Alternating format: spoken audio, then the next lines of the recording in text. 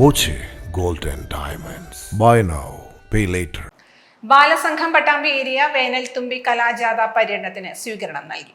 പാട്ടുകളും കളികളും നാടകവുമായാണ് കലാജാഥ നടക്കുന്നത്.